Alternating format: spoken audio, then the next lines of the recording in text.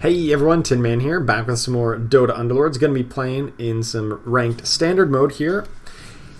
Alright, what do we got here on the first turn? I guess Chaos Knight really strong, so is a pair of Tinies, and I guess that just leaves Axe. I'm not a big fan of the Warrior bonus, which is why I'm kind of like, didn't put a very high priority on Pudge. I think he's just been nerfed over and over again, that I'm not really thrilled about trying to get a Warriors build together right now. Alright, we are ranked around 146 in Lord of Whitespire, so that's pretty good. Up against a lot of big boss players and one other player in also in Lord of Whitespire. So we'll see how this match lines up. Everybody here is actually playing units on the first turn, which is... I was casting a tournament earlier today, the Underlords Pro Season 4 Grand Finals. And in that tournament, some of the really top-ranked players that were performing very well in the tournament were actually running what's called an open fort strategy early on, where they just intentionally lose the first 5 or 6 rounds by just not playing any units on the board. And they actually were pretty successful about that. The whole strategy there is to get a lot of bonus gold, bank up the free rerolls, ensure that you have a losing streak, which gets you bonus gold as opposed to an inconsistent win streak. And of course, you lose life total for it. But it does help to propel you into the mid-game with a bit better unit selection and a relatively consistent economy, even if you're a bit lower on life total. And some of the players were pretty successful with it. So I was kind of curious if that had spilled over into regular ranked mode, but it doesn't seem to be the case. Okay, none of these really pair up with anything that we're doing. I think I may just throw in some Heartless here. Pick up the Beastmaster. I don't know. I've been picking up Beastmaster pretty highly because he was one of my favorite units before this Jull update.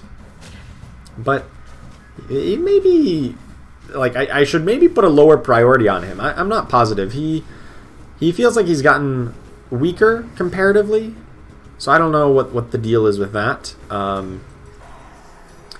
But it does feel like Beastmaster strategies just aren't quite as strong as they used to be. I do like Venomancer strategies, though. Savages have been buffed recently from 5 to 5, 10, 20, from 4, 7, something. I don't remember exactly what it was, but it was not very impressive before, but now it's quite a bit more appealing. I actually can just get, instead of Heartless, I can go for...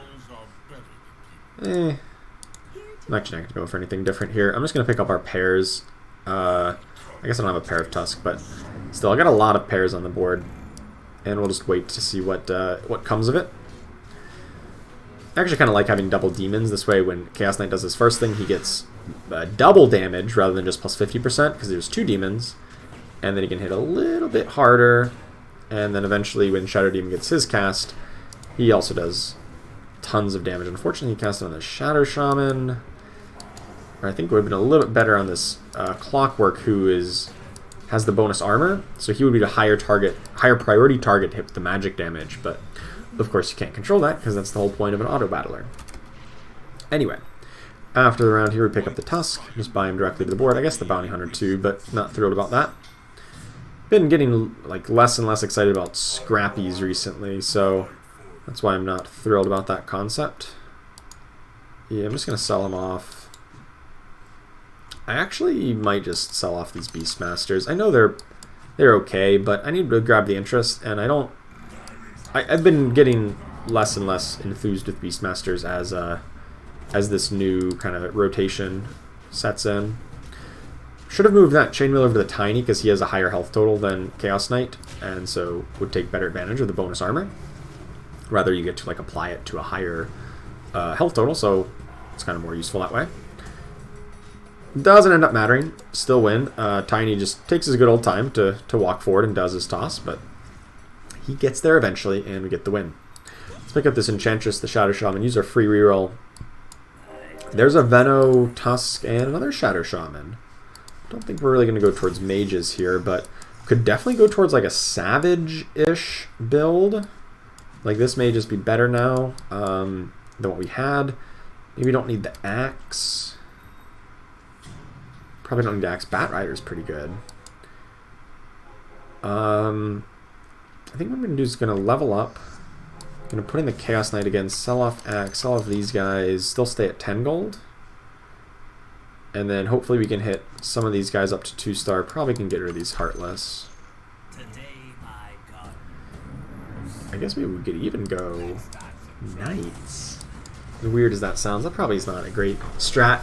Knights are in an awkward spot in the meta where like they're not really popular, which means you could probably get a lot of them, but is it good to get a lot of them? Debatable. We'll see. I guess I will pick up the Abaddon here after interest locks in. Or after the round is over.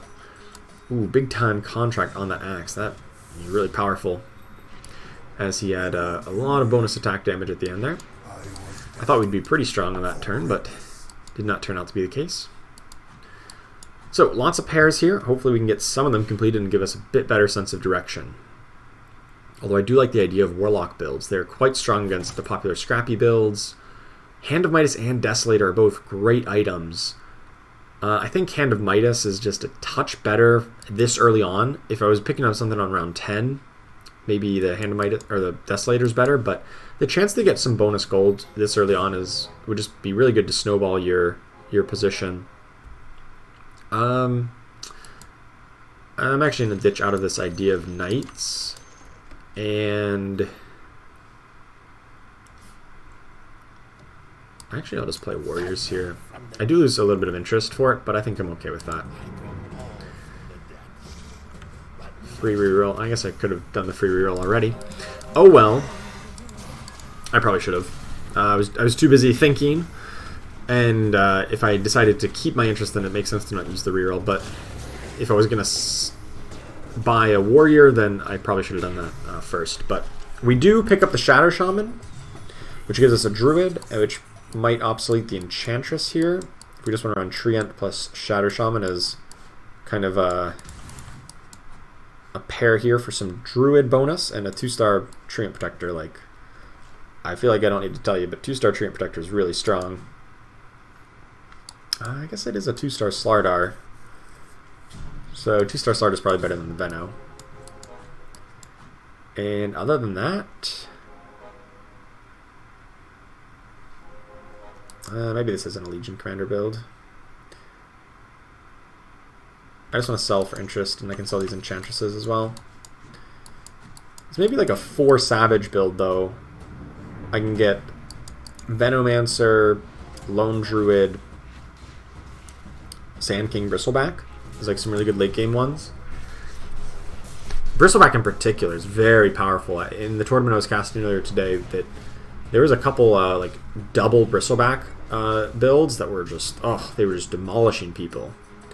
When they had 2-star Bristlebacks, which just absolutely shredded through so many people. So may end up in that kind of a route. Who knows? Or maybe 4 Warlocks by picking up this Shadow Fiend. Venomancer plus Shadow Fiend. Lots of different options here. Slaughter got 2 kills. That's reasonable. Didn't see the gold breakdown, so I don't know if we got any bonus gold there.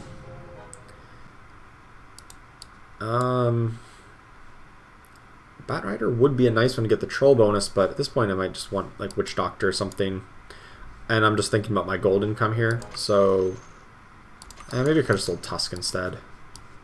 Tusk might have been a lower value unit, but Tusk would be a great 5th unit if we get him leveled up, because they would complete the warrior bonus. But we might just not. And Venomancer is fine as well, so I'm not that concerned. That's a 2-star Legion Commander, though. But luckily she wins the duel even as she's a chicken. Classic. Okay. That doesn't seem fair. Even though she's a chicken, she still can win a duel. Oh, this axe is going to be ridiculously strong because of the Bloodbound big-time contract, but we can make him a chicken, and we don't have enough damage to do this, do we? No chance. Oh, come on. Oh, we got another chicken off. Yes. Nice. We stopped our win streak dead in its tracks. That was a little too close for comfort there. Okay, now we got max gold. Let's level up here.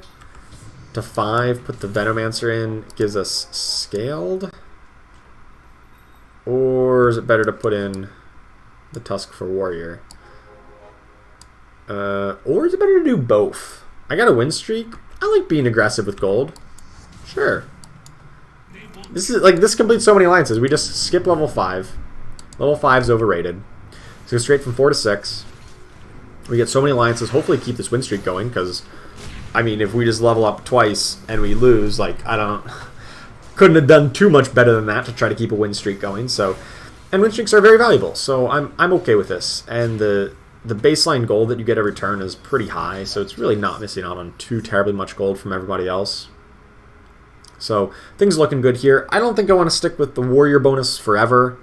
I do think it's a little bit lackluster in the late game, especially when we're based around 1 and 2 cost units.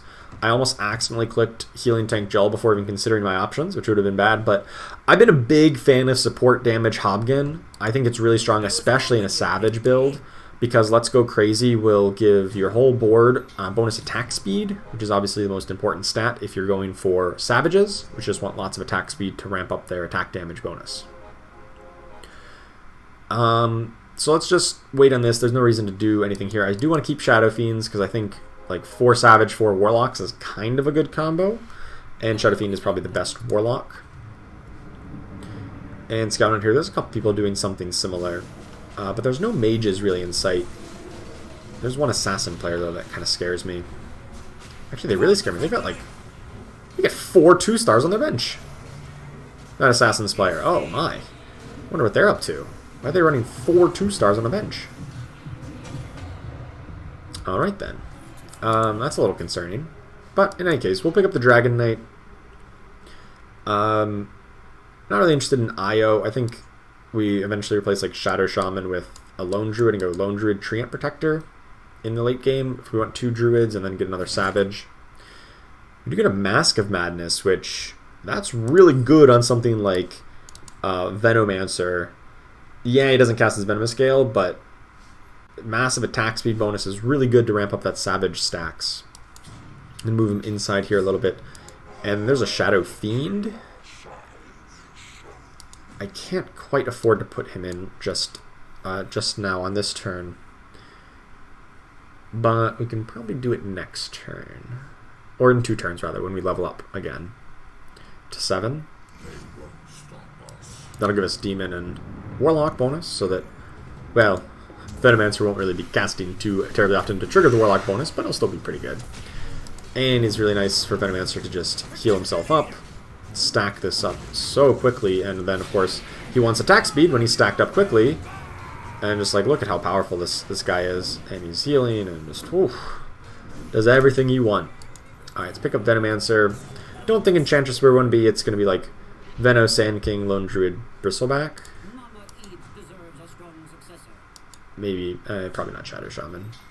Probably not, maybe Doom. If we need another Brute, maybe Doom. Eventually, like I said, we want to replace these Warriors, and so like Doom would make an obvious choice.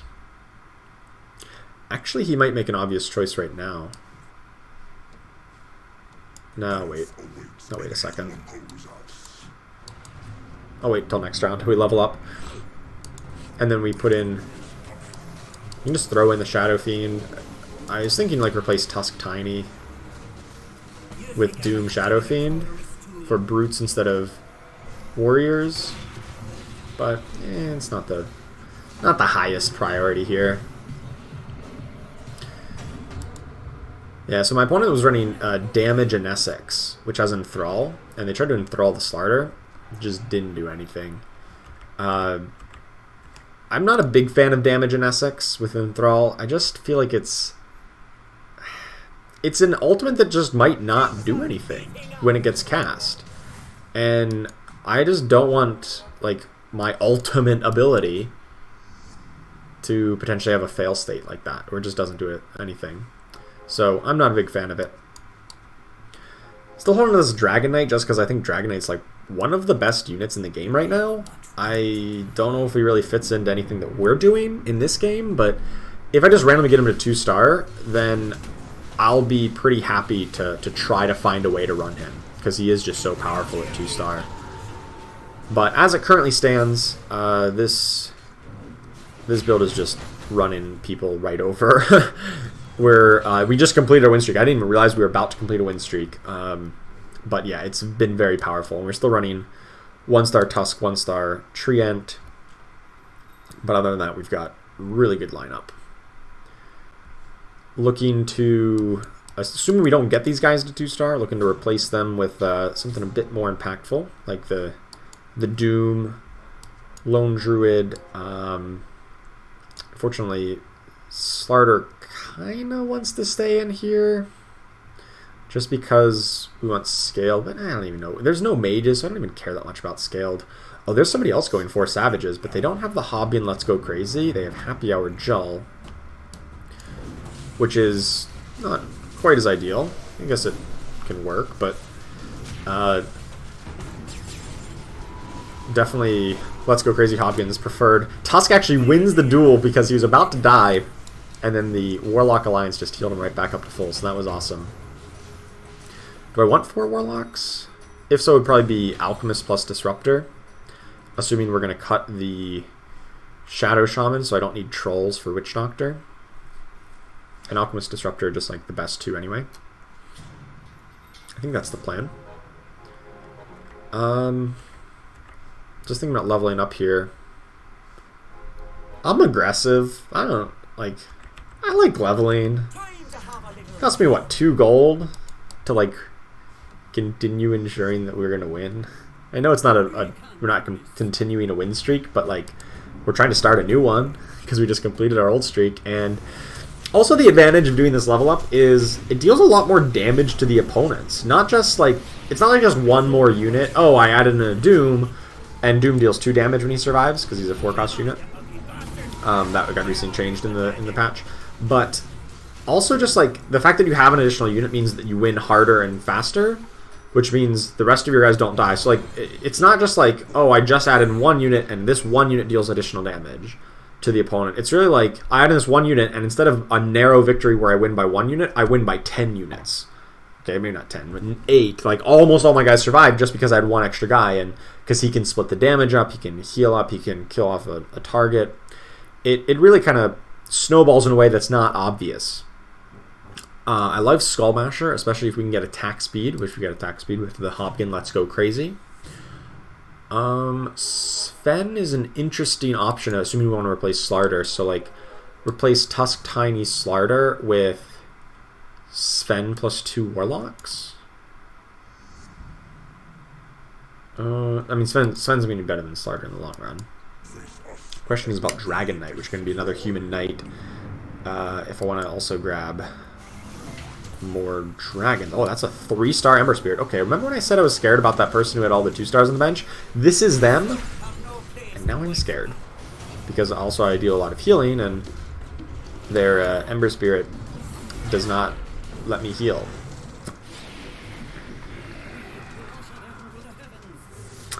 About that. So, I'm glad I faced them now as opposed to before when it would have interrupted my win streak. So anyway, I'm also afraid of this build, this heavy Bloodbound build. Look, they've got 1, 2, 3, 4, 5, 6, essentially 7 Bloodbounds on their team. That's impressive. Use a reroll. There's the Alchemist if we want it. Still looking for Lone Druid and... I don't even know if Sven Dragon Knight's the combo we really want to go with. You know what, I could sell off them to try to get up to 30 gold of interest, but I don't actually think it's worthwhile. I think I'd rather keep my options open here and lose 1 gold of interest, but I think Sven Dragon Knight is a very powerful possibility, especially if I don't want to rely too heavily on going up to, say, 4 or 6 Warlocks, because there is an Assassins player out there. And if I'm relying too heavily on Warlocks, then the Assassins are just going to shred right through me because they'll reduce healing. So I want to keep my options open to other possibilities just because there's a good Assassin player there. If there wasn't an Assassin player in this game, I probably would have sold these guys off and just be like, alright, I'm just all in on Warlocks. But there is an Assassin player, so I got to be a little wary. There's Lone Druid. I just realized I still have a 1-star Treant Protector. Wow, okay. We'll pick up the Lone Druid here, and we can sell the Shadow Shaman because we know we're not going to go with him. Hopefully these two just get replaced with a 2-star Lone Druid, 2-star Treant at some point. Maybe a ways off though. But I want to grab my interest above 30 here. Buy these after interest locks in. And I'm just going to organize my bench so that the guys who are coming in next are off here on the left. And these guys, the Sven and the Dragon Knight, are still a little bit speculative exactly how they're going to fit in, so we can hold off on that. This is the Assassin player again, but we got a critical Hex onto the Ember Spirit, who I still can't click on, but that if we win this fight, it's because we got that Hex. And I think we are not going to. But it was closer than it had any right to be, because we got that early Hex and most of our guys survived for quite a while. But we just couldn't burst them down at the end of it. It was close though. Maybe if I back even further into the corner, maybe that helps a bit against them, or just don't get paired against them. That's the real strategy there, is just don't get paired up against them.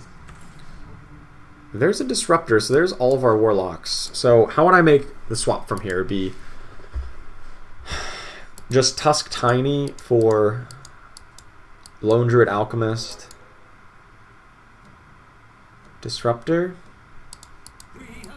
Oh no, I can replace 4 things, right?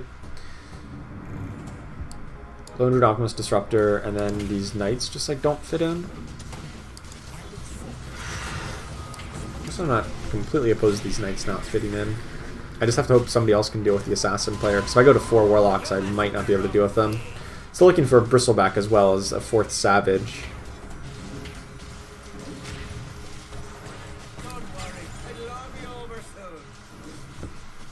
I feel like we're just demolishing anybody that isn't that Assassin build, so maybe even 4 Warlocks is not really where I want to be. They only have 3 Assassins. I don't know if they're really realistically going to get up to 6. They might be trying for it. Yeah, you know what, let's just level here.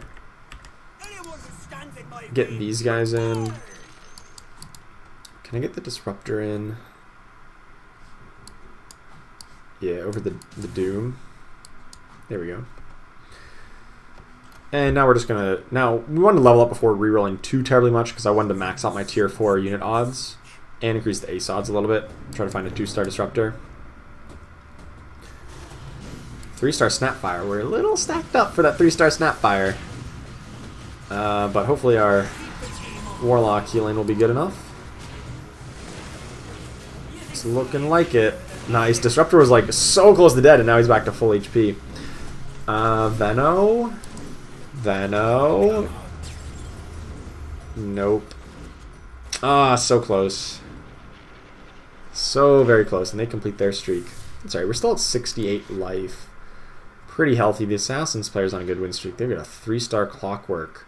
Oh, with that Octarine Essence might be actually really insane on a Clockwork. Let me check that. 5.6 second cooldown and has a 5-second duration. Oh boy, that's really scary.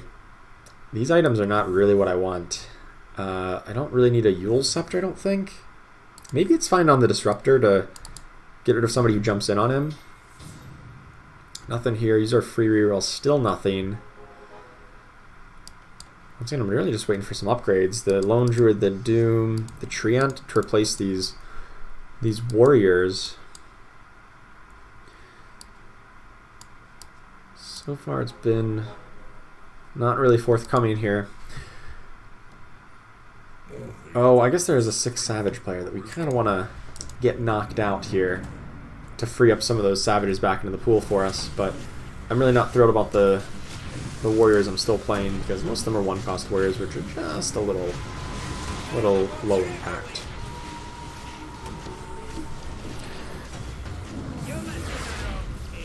We can get this win here. The Warlock healing is... One more Disruptor alt, please. Yes, okay, we're good. Okay. Deal big chunk to them, knock them down to 25. Somebody got eliminated. That was the Savage player. So all of their Savages should come back. Hopefully we can get a 2-star Lone Druid here real quick. I think I'm just going to start rerolling. There's the Lone Druid. I don't need the Witch Doctor. Because I don't think we want to go to any more savages. Sand King can work instead of...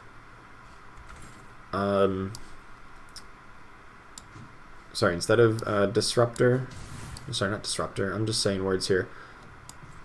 Crap. Instead of Bristleback, that's the word. I was looking at Disruptors, I said that. Sand Kings provide some good CC, some good crowd control with the stun. So I'm okay to pick that up. If we can get him a 2-star as another Savage. We did get up to 4 Savage and 4 Warlocks, but it's not looking too hot against this 6 Assassin build. Oh, it's really not looking too good.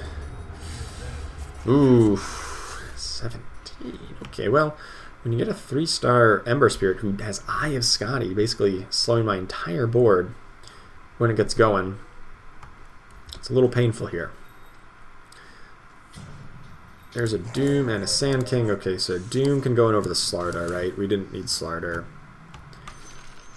Skullbasher can sit on, I guess, on the Doom. And then the idea is eventually we replace Tusk with somebody better. I don't know who that is. The Bristleback. Right. Oh, I didn't want Sand King initially. Never mind. I thought he was replacing the Bristleback. No, I just miscounted. But yeah. Replace Tusk with Bristleback when we find it. Other than that, we're just trying to find 2-star Treant, 2-star Disruptor. Probably not going to go up to level 10, just because even though we're pretty healthy on life total, I don't think we're that strong against the remaining players. We know we've just been beaten over and over again by that Assassin player. So I don't really feel that comfortable, and with how big chunks of damage can come out with, 23 damage that we just dealt, we took like 17 or something last time we faced them. I'm not like overly confident, and I kind of want to just spend my gold here and reroll, try to find the Alchemist 2-star, the Treant 2-star. That's probably about all that we can realistically hope for.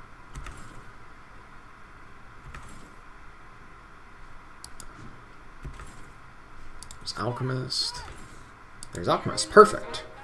Actually going to sell off these Venomancers. A 3-star Venomancer just doesn't seem to be in the cards right now. And that gets us up to 9 gold, which means if we win, we get up to 10 gold for interest. And it just seemed unlikely we were going to get that, the 3-star anyway. Uh-oh, they got a 3-star Tinker. I don't... Well, if I don't attack it, it's not going to get too much mana, so maybe I'm not that concerned. At least not for a while. I won't attack it.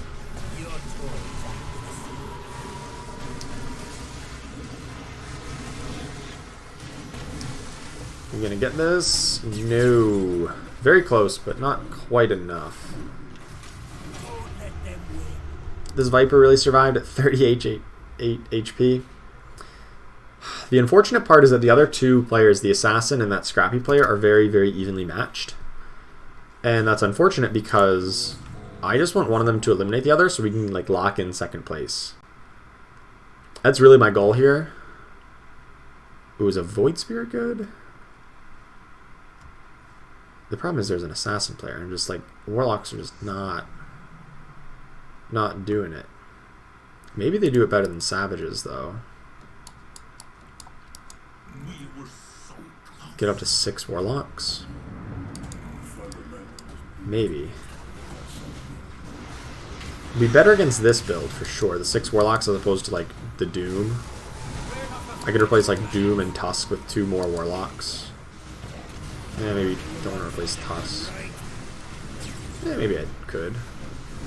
Or maybe Tusk and Sand King. Oh, we're actually beating this build now. Slight adjustments, slight differences. No, we still lose to it. Ah, we got a tie. Oh, Hobgon won. Nice. 4 damage. Beautiful. Oh, I actually beat the Assassin player. I didn't see how much I beat them for. It wasn't by much, though. On their board, because their name is in red here. So it's close. Refresher Orb's really big. We can get a second Lone Druid Bear. Then I can drop this Hand of Midas on somebody like Sand King.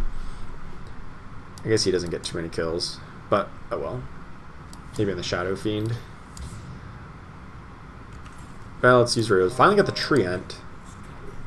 Don't think we need more Lycans. A Disruptor? Oh, there's the Bristle. I think even just a Bristle 1-star is better than Tusk 2-star. Okay. So, still going to be close here. If we can get a 2-star Disruptor, that would be really big. But otherwise, I got to kind of debate whether or not I want to go for 6 Warlocks or just stick with the ones we have. Because if they don't have 6 Assassins, 6 Warlocks can still be pretty good. I say that as my whole board is just evaporated by a 19,000 damage Ember Spirit. I don't know how I beat them on their board. I don't know. I don't know how I'm supposed to beat... Oh, he got a Refresher Orb. That will do it. But like I can't split up and spread out because then the Assassins still demolish me. But I can't be stacked up because then I die to the Ember Spirit. It's a really bad situation. They do have 6 Assassins now, so... Well, I got a couple more turns here, I think. Hopefully to find the Bristle and Disruptor 2-star. What I really need is I need a Brute to hit the Ember Spirit when he jumps in. Because then it'll apply the Brute debuff, give 30% reduction, and maybe that saves me a little bit. It's probably not a lot, but it might save me a little bit of damage. Or we need like the Lone Druid to cast his Bear, and the Bear to like immediately get a lucky root onto it, which also seems fairly unlikely. We're just narrowly losing. Everyone's just narrowly losing, but we have a lower health total to start with here. So I'm really afraid we're just going to drop out in 3rd in this game. What if I like swap corners here? Does that help my matchup against that Scrappy player? If I can access his Scrappies a little bit easier?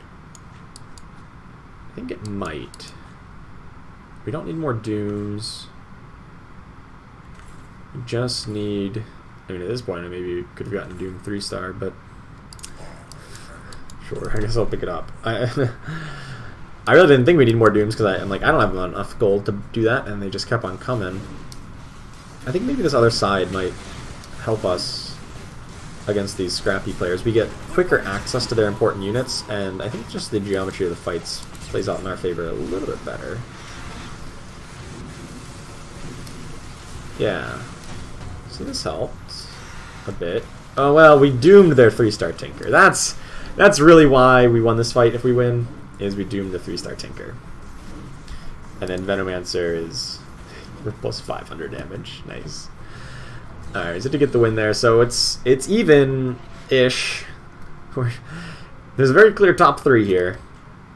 The question is about what order are we going to finish within the top 3?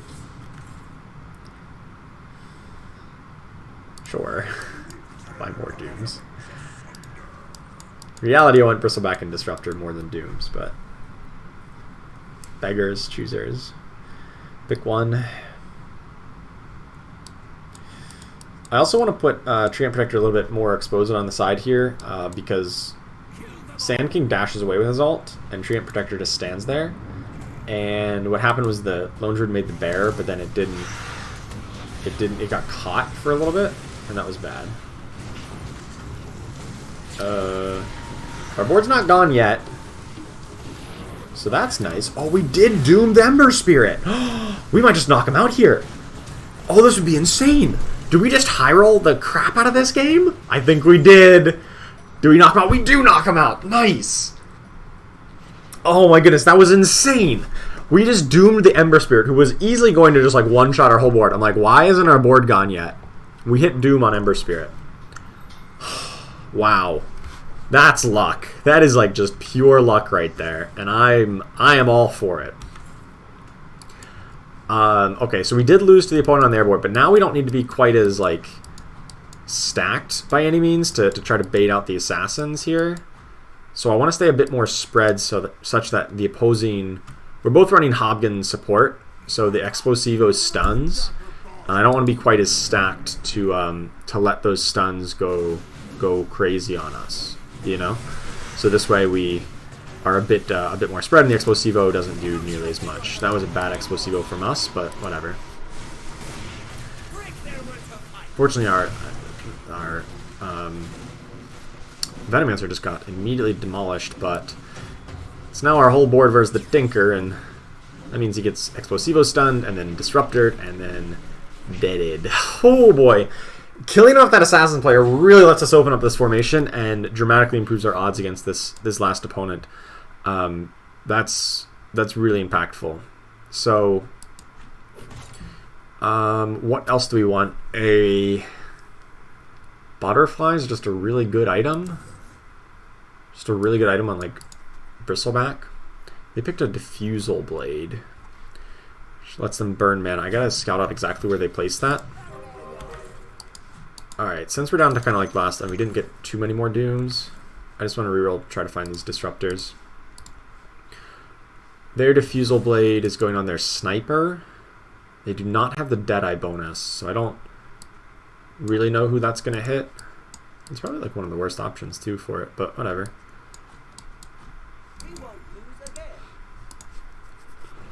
Anyway, they have double Aeon Disc. I'm not a big fan of Aeon Disc.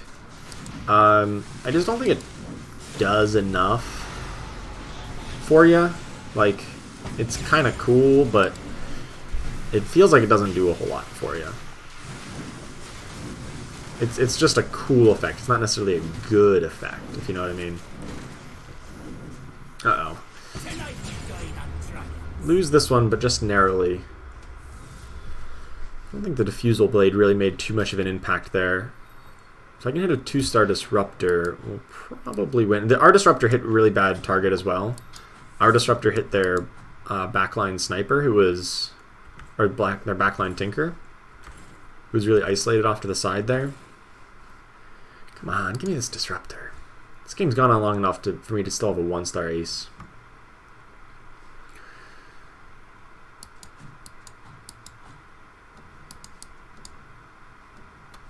Alright, so now we're like kind of maximum spread, so if a Explosivo hits my Hobgoblin or the Venomancer, it's not going to splash to really too many people. Nice, good. Good Sand King stun. Hobgoblin gets immediately caught in that, but our double bears come out, and we should be good. Nice. Another good Sand King stun. Shredding through their board. Their Tinker's Doom, that's really important, and I think that is the game. That is the game right there. Nice. Oh boy, I was very afraid. We got a couple of lucky breaks there, I'll say. Playing Doom and getting the lucky Doom onto the Ember Spirit to win against the Assassins to knock them out, which allowed us to open up our formation and win against the Scrappies. But if I had opened up my formation ahead of time, I probably would have died much quicker to the rest of the Assassins. Maybe I'd get a little bit better against the Ember Spirit, but the rest of the Assassins just tear apart our backline damage dealer, and it would be a disaster. So it was an awkward situation for us, but luckily a little bit of luck broke our way. We got the Assassins out, we got the Scrappies out, and yeah, 4 Warlocks, 4 Savages definitely can perform here. We never even found a 2-star Disruptor, but it didn't matter. It was a very strong build. I hope you enjoyed this. Thank you so much for watching, and I will see you next time.